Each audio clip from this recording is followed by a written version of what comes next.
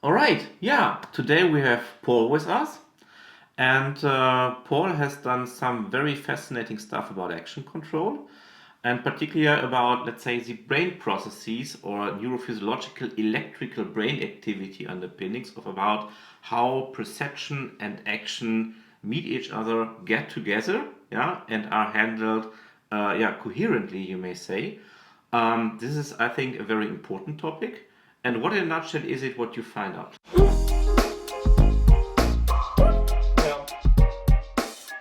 So in this study, we were interested in perception and action integration. So how does this control our behavior, and why is it that sometimes behavior is more difficult than in other situations? And what we were particularly interested in was how does the knowledge of one of these processes involved in this also tell us something about other processes? Maybe I would start with a practical example first because it's quite abstract. True. In a simple situation, let's imagine that you're driving in your car and you're approaching a traffic light. And then there's multiple things that can happen. So if you have a green traffic light, the appropriate reaction would be to go on. And if you have a red light, you would stop immediately. So these are quite distinct cases because the features between them, so the color is quite different. If you have a situation where you run towards a light and it's just turning yellow and it tells you that it's supposed or that it's going to go to red anytime soon, then you have to decide on whether to stop or go on depending on the distance to the light. So it's much harder in this situation to react appropriately because you have the feature color that is similar in these examples. All right, okay, I see. So let's say these integrated per action bundles, you may say, can sometimes be helpful for your, let's say, behavioral control and sometimes not. Yeah, that is exactly the case. So if the perception action bundle is identical to the situation, or the situation is identical to the one before, the perception action bundle can be helpful.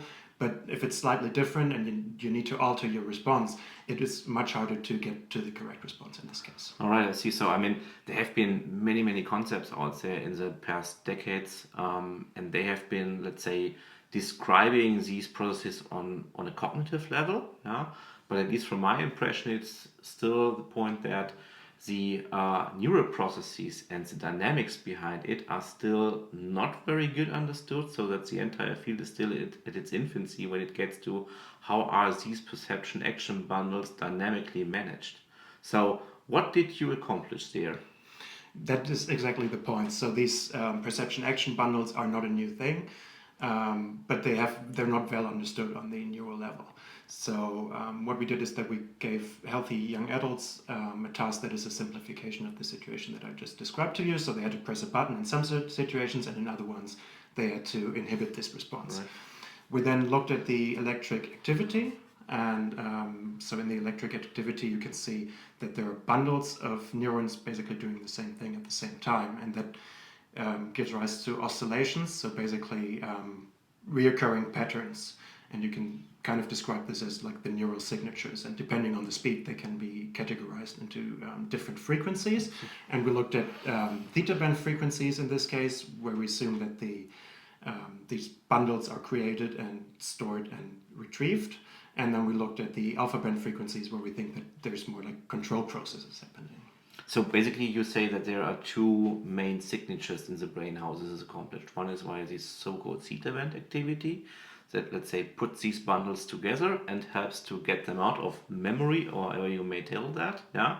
And you have, let's say, a controlling process like alpha band activity impinging on what's about the theta band activity. So it is like this alpha band activity controls what theta band activity is doing. And this is the way how we accomplish this dynamic management of perception and action. I mean, okay, yeah, maybe, but at that point, it also, I think it's important to think about what brain structures are involved in that. Yes, so that is the important point of this. So generally these oscillations, especially the slower ones like theta, can be quite far spread. So they occur in many places in the brain. We were able to pinpoint locations where they were especially active. So one of these areas, for example, would be the supplementary motor area, which is located around here. So that's an area that typically builds motor plans before their execution. So before I do something, this is created in the brains, and that happens right here. And theta activity was also very prominent in this area, so that's the occipito-temporal cortex, and this area is important for processing of visual information. So in this case, we could say that it's the color that is probably represented here. So At your traffic light, so to say. Or the traffic light, yeah, exactly. So we think that the theta band handles and stores these actual perception bundles, and then we have the alpha band, which was also especially active here, but this acts like as inhibition, so it helps or hinders the retrieval of information. Right, so is the color or is what happened at the last traffic light actually important in this case? Okay, I see. So, I mean, alpha band and frequency band activity are really prominent, let's say, signatures of neural activity. They have also been investigated since decades, and there are also theories out there. What is theta doing? What is alpha doing? But in how far could you, let's say, refine this already existent knowledge about the functional relevance of these neural processes? What does your study or your insight in general tell us? So the novelty of this study is that it actually showed us that these frequency bands are not working independent of each other, but they actually share information. So it seems like there's actually information from one frequency band going to the other.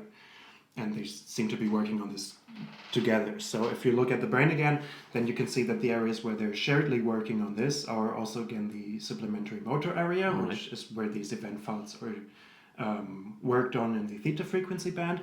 And you can also see that there's strong activity here in the middle frontal cortex, which is responsible for access to memory content. So this is an area where the alpha band probably stops the brain from retrieving previous episodes. Okay. Like So what you could pinpoint is that there are, let's say, some specific areas in the brain associated with these, let's say, controlling and processes of putting these bundles together and retrieving these bundles. And there are other brain regions where these different sorts of activity work jointly together toward that goal, what the agent is currently performing or would like to perform, which is, I think, really fascinating. Yeah, and that is also something that has not been shown to that extent before. And that there's like a lot of interesting stuff happening in that, and we refined some tools that were around to give us more information on this, so we can look at it in a bigger scale, how these neural signatures actually interact with each other. And this will also eventually help us in clinical applications. So yeah, exactly. So what would you think when you think about these methodological developments that are truly important in what you, let's say, found out? In how far could these also maybe shed new light or provide new horizons for clinical neuroscience research?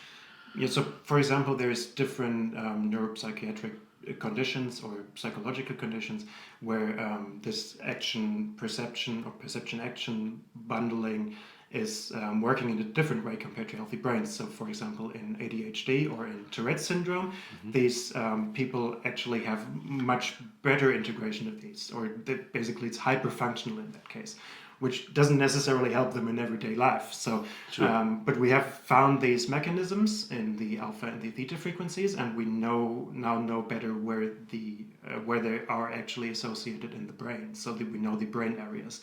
So this gives us a good starting point to investigate this in clinical populations, and by figuring this out, we can also target interventions towards these areas or these frequencies at play. So you could think of brain stimulation, for example, or neurofeedback, for example. Excellent. So these biologically targeted interventions toward a specific frequency band are now, let's say, in reach, maybe for these disorders. And I mean, that would be really a very big step forward if you could show that through these, let's say, targeted biological interventions, and based on what you figured out in your studies, you could actually help these, let's say, people with specific diseases, maybe ADHD or Tourette syndrome, to, let's say, accomplish more well-being in the daily life. That would be really, really fascinating.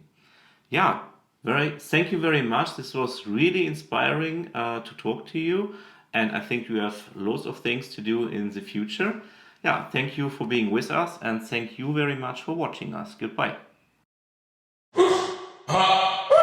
Yeah.